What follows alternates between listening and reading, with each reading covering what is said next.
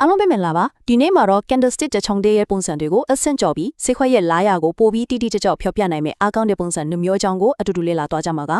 ကုန်တေတယောက်ပဲဖြစ်ဖြစ်ယင်းနှင်းမြို့နယ်သူတယောက်ပဲဖြစ်ဖြစ်အမြဲတမ်းစဉ်းစားမိရဲ့မိကုန်းတစ်ခုရှိပါတယ်အဲ့ဒါကတော့ဈေးကွက်ဥတီယာမပြောင်းဟင်မှာအပြောင်းလဲဖြစ်နိုင်ခြေကိုဘလို့များကြိုတင်သိနိုင်မလဲဆိုတာပါပဲကဲဒီနေ့မှာတော့ဒီမိကုန်းရဲ့အဖြေကိုအတူတူရှာကြည့်ကြရအောင် အဖြေကဒီမှာပါဒီ slide ပေါ်က number 1ပဲဖြစ်ပါတယ်ဟုတ်ပါတယ် candlestick တစ်ချောင်းလေးကပေးရဲ့ signal ထက်နှစ်ချောင်းပေါင်းဆက်လိုက်တဲ့အခါဈေးခွက်ရဲ့အလားအလာနဲ့ပတ်သက်ပြီးပို့ပြီးတော့အားကောင်းတဲ့အချက်ပြမှုတွေကိုရနိုင်လို့ပါပဲ ပထမဆုံးအနေနဲ့လေ့လာသွားမယ့်ပုံစံကတော့အားအလွန်ကောင်းတဲ့ဝါမျိုးချင်းပုံစံသို့မဟုတ် engulfing pattern ပါပဲနာမည်လေးကစားလိုက်တာဝါမျိုးပြလိုက်တာဆိုတော့သူ့ရှေ့က candle ကိုသူကလုံးဝအဖြတ်ဖုံးလွှမ်းသွားတဲ့ပုံစံမျိုးပေါ့ဆိုတော့ engulfing pattern ဆိုတာဘာလဲလို့အတိအကျပြောရရင် तू က candlestick နှုတ်ချောင်းနဲ့ဖွဲ့စည်းချပြီးဈေးခွက်ရဲ့လာရပြောင်းလို့မဲ့ဆိုတာကိုပြောပြတဲ့ signal တစ်ခုပေါ့အဓိကကတော့ဒုတိယမြောက် candle ရဲ့ကိုယ်တည်းကသူ့ရှေ့ကပထမ candle ရဲ့ကိုယ်တည်းကိုလုံးဝဝါမျိုးသွားတာမျိုးကိုပြောတာပါကဲဒီ slide မှာကတော်တော်လေးစိတ်ဝင်စားဖို့ကောင်းတယ် bullish နဲ့ bearish engulfing ဒီနှစ်ခုပါကွာလဲဆိုတာကိုရှင်းရှင်းလင်းလင်းတွေးတာမှာပါဘယ်ဘက်တော့ယဉ်ကြည့်လိုက်ရအောင်ဒါက bullish engulfing ဈေးတက်တော်မယ်ဆိုတဲ့အချက်ပြမှုပေါ့ကြည်လိုက်ဈေးကျနေတဲ့ခန်းတဲ့အသေးလေးတစ်ခုရဲ့နောက်မှာအားအကြီးကြီးနဲ့ဈေးတက်လာတဲ့ခန်းတဲ့အကြီးကြီးကလွှမ်းမိုးသွားတာဒါကပေါကိုပြလက်ဆိုတော့ဝယ်တဲ့သူတွေကရောင်းတဲ့သူတွေကိုလုံးဝနိုင်သွားပြီအပြိုင်မှုမှာအသာဆေးရသွားပြီဆိုတဲ့သဘောပဲအခုညာဘက်ကိုတစ်ချက်ကြည့်လိုက်ဒါကသူ့ရဲ့ပြောင်းပြန် bearish engulfing ပေါ့ဈေးတက်နေတဲ့ခန်းတဲ့အသေးလေးကိုဈေးကျတဲ့ခန်းတဲ့အကြီးကြီးကဝင်ပြီးလို့ဝါမျိုးသွားတာဆိုလိုတာကတော့ရောင်းအားကဝယ်အားကိုအပြက်အသက်နိုင်သွားပြီဈေးတွေစကြတော့အလားလာအများများသွားပြီဆိုတာပါပဲ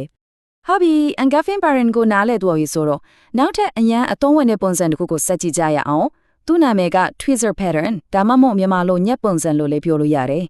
သူ့ရဲ့အဓိကအမှတ်အသားကတော့ candle နှစ်ချောင်းရဲ့အမြင့်ဆုံးဈေးဒါမှမဟုတ်အနှိမ့်ဆုံးဈေးတွေကညက်လေးလို့ပဲထက်တူကျနေတာပါပဲဘာလို့ tweezer လို့ခေါ်လဲဒီလားသူ့ရဲ့ပုံစံကိုကြည့်လိုက်ပါဦးတကယ်ကိုညက်တစ်ချောင်းနဲ့တစ်ချက်တည်းပဲအရန်မိုက်တာပဲအဲ့လိုငေးရောက်ပြီးမှတ်ထားလိုက်ရင် chart တွေပုံမှာဒီ pattern ကိုရှာရတာအရန်လွယ်သွားလိမ့်မယ် tweezer pattern ကလည်း candlestick နှစ်ချောင်းနဲ့မဲဖွင့်စည်းထားတဲ့ reverse pattern တစ်ခုပါပဲအထူးသဖြင့်ဈေးက line ရတစ်ဖိတဲ့ကိုတောက်လျှောက်ကြီးသွားပြီးတဲ့နောက်မှာဒီ pattern လေးပေါ်လာတတ်တယ်အဲ့ဒါဆိုရင်တော့ဟော့လမ်းကြောင်းပြောင်းတော့မလားဆိုပြီးသတိထားတော့မှာပါအဲ့ဒီတူညီနေတဲ့အမြင့်ဆုံးဈေးဒါမှမဟုတ်အနှိမ့်ဆုံးဈေးတွေကပဲညပုံစံကိုဖြစ်စေတာပေါ့ဒါဆိုတကယ်အားကောင်းတဲ့ tweezer pattern တခုဖြစ်ဖို့ဘာချက်တွေလိုအပ်လဲကဲဒီမှာ checklist လေးတစ်ခုလုံးမှတ်ထားလို့ရတယ်ပထမချက်ပထမ candle ကလက်ရှိ trend အတိုင်းပဲတွားရမယ်ဒုတိယချက်ဒုတိယ candle ကတော့ trend ရဲ့ပြောင်းပြန်ကိုတွားရမယ်ပြီးတော့ candle တစ်ခုလုံးရဲ့အတိုင်းwicks လို့ခေါ်တဲ့အတိုင်လေးတွေကအရှေ့ကတူနေရမယ်ဒါမှမဟုတ်တော်တော်လေးနီးစပ်နေရမယ်ပေါ့နောက်ဆုံးအနေနဲ့ tweezer top ဆိုရင်အမြင့်ဆုံးဈေးတွေကတစ်ထပ်တည်းဖြစ်ရမှာဖြစ်ပြီး